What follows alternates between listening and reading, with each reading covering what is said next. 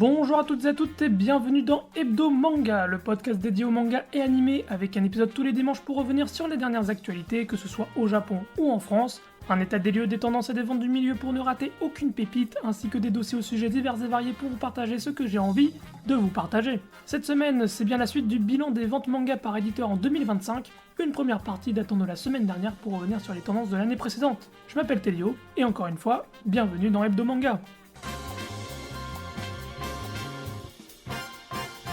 C'est donc la suite du bilan manga par éditeur. Comme vous le savez, la semaine dernière, des personnes beaucoup plus compétentes que moi publient les résultats de l'année précédente des différentes maisons d'édition pour dessiner les tendances du marché français et se projeter sur l'année qui arrive. C'est le cas tous les ans du journaliste Valentin Paco, spécialisé manga, animation et Japon au sens général, ayant déjà travaillé pour de nombreux journaux tels que l'Internaute ou Le Figaro. Tous les ans, celui-ci se voit poster sur son compte Twitter les résultats des maisons d'édition françaises sous forme de graphiques, profitant de l'occasion pour y dessiner des tendances et faire un bilan par éditeur de son état dans le marché. J'ai vu que celui-ci acceptait de laisser partager les résultats avec les gens, donc je me permets également de les récupérer, mais je ne me voyais pas le faire sans en faire la promotion, ce qui reste absolument pas équitable comme échange car son boulot est infiniment plus complet et intéressant que le mien, si ce n'est on peut appeler ce que je fais un boulot.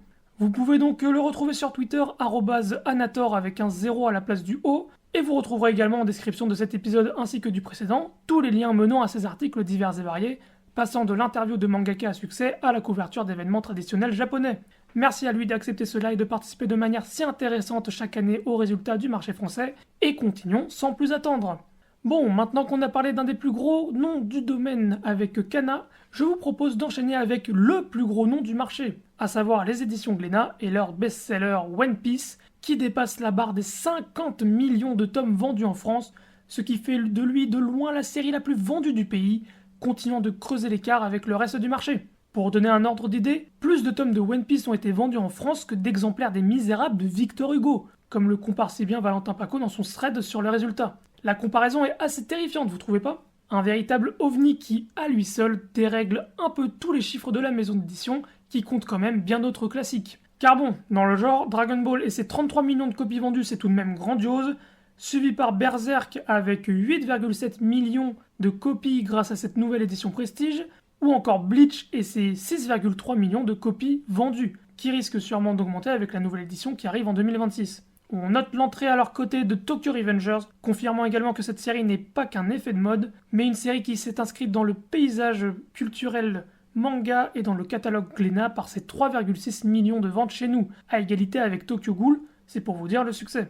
Malgré son absence dans le club des millionnaires, notons tout de même que Sakamoto Days continue de vendre toujours aussi bien chez nous, en 2025, sur ses nouveaux tomes, et que la série, semblerait-il, serait attendue dans le club très fermé des millionnaires l'année prochaine chez Glénat. Parlons maintenant d'un acteur devenu de plus en plus majeur au fil des années, grâce à l'acquisition salvatrice d'un titre ayant sauvé cette maison d'édition au bord du gouffre. Je parle bien évidemment des éditions Panini Manga. Avec une certaine stabilisation depuis quelques années, ils se permettent de capitaliser sur le succès de Demon Slayer pour licencier plusieurs titres moins grand public mais toujours aussi qualitatifs, réussissant tout de même à récupérer certaines licences très intéressantes sur le marché. En 2026, c'est le manga Cyberpunk 2077 qui sort son épingle du jeu, étant leur meilleure nouveauté de l'année, prouvant une nouvelle fois que la vague de popularité du jeu vidéo ainsi que de l'anime ne s'essouffle pas. Et avec la suite de l'anime qui débarque très bientôt, ça ne risque pas de se faner tout de suite. Le titre est suivi par Katana Beast, le nouveau titre de la mangaka de Samurai Deeper Kyo qui revenait sur une histoire prometteuse, mais son annulation prématurée au Japon n'a pas dû aider à motiver les lecteurs, quand bien même les arguments marketing étaient là avec ce système de couverture exclusif par paquet mystère. Deadpool Samurai referme la marche, renforçant l'image de Panini, utilisant des licences plus larges publiques pour atteindre des clients dans un champ plus large. Autrement, il n'y a pas d'illusion à se faire, Demon Slayer reste de loin la meilleure vente de l'année, cumulant à lui tout seul 10 fois plus de ventes que 20th Century Boys, le second best-seller de la maison d'édition. Avec Vampire Knight, ces titres composent le seul club des millionnaires chez Panini, qui seront rejoints très probablement cette année par City Hunter grâce à cette Deluxe toujours en cours de sortie.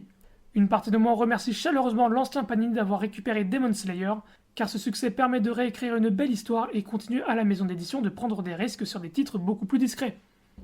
Passons maintenant aux éditions Kazé, Crunchyroll ou Old Kazé, appelez-les comme vous voulez, car ce qui est évident c'est que malgré une maison d'édition assez historique en France, les succès et best-sellers sont des titres finalement très récents dans l'histoire des mangas en France, de manière assez étonnante. Sur 2026, aucune surprise, c'est bien Dan Dadan qui se retrouve en tête du classement avec plus de 300 000 copies vendues, suivi sans surprise de Kaiju No. 8 et ses 300 000 copies, puis Chainsaw Man autour des 240 000.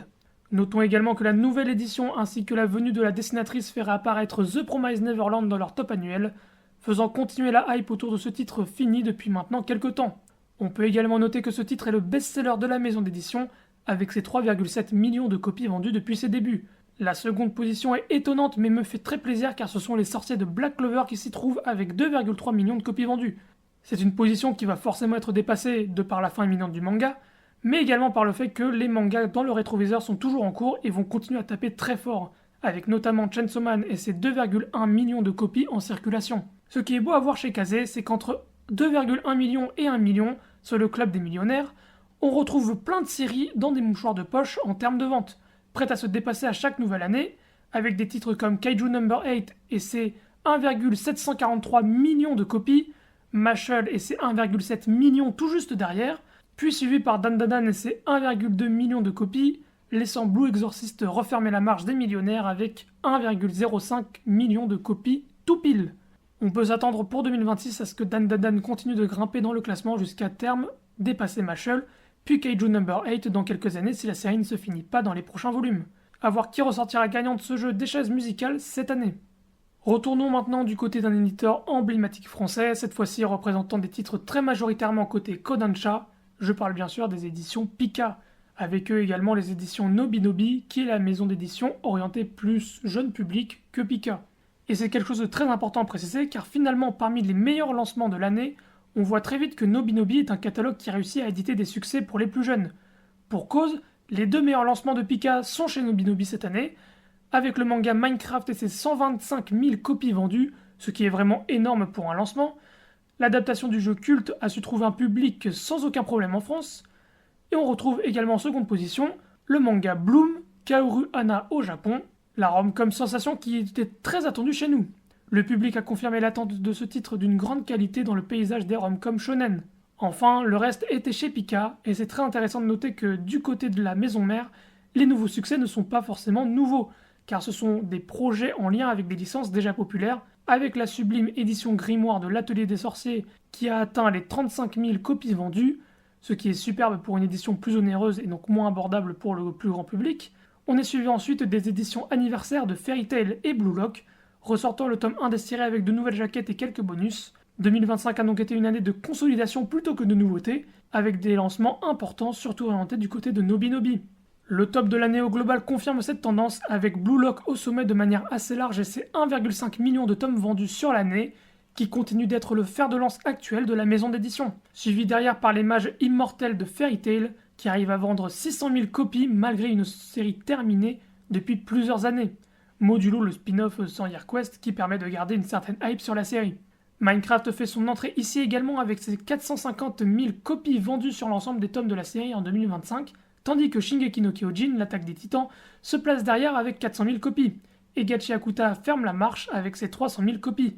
Un mélange entre séries actuelles comme Blue Lock, Gachi Akuta et Minecraft, mais également des gros noms du catalogue comme Fairy Tail et l'attaque des titans. Car justement, ces séries sont de loin les premières parmi le club des millionnaires du groupe, avec 17 millions de copies pour Fairy Tail et 11 millions pour l'attaque des titans. Blue Lock entre déjà en 3ème place avec ses 5,5 millions de copies, devant le cultissime Seven Deadly Sins et ses 3,5 millions de copies à travers la France. On retrouve ensuite un très grand classique de l'époque avec Great Teacher Onizuka GTO et ses 3 millions de copies. L'Atelier des Sorciers affiche 2 millions grâce à sa nouvelle édition pleine de succès, ex-aequo avec l'ancien classique de la rom-com Love Hina, terminé depuis bien des années maintenant. Toilet Bond Hanako-kun continue également de s'afficher comme un succès de la maison d'édition, avec ses 1,6 millions de copies vendues, ex-aequo également avec la série Negima, qui confirme que Ken Akamatsu est un auteur phare du catalogue avec 2 millionnaires à son nom, Love Hina et Negima. Enfin, Eden Zero ferme la marche des millionnaires avec ses 1,5 millions de copies, bien loin de Fairy Tail, mais qui se voit tout de même affiché dans cette belle liste. On voit donc la force de frappe à la fois passée mais également présente, avec des séries qui vont forcément apparaître l'année prochaine. Peut-être qu'après le gros succès de l'Atelier des Sorciers, les éditions Pika vont vouloir faire revenir d'autres classiques sous belles éditions en 2026 ? Eh bien, on verra bien.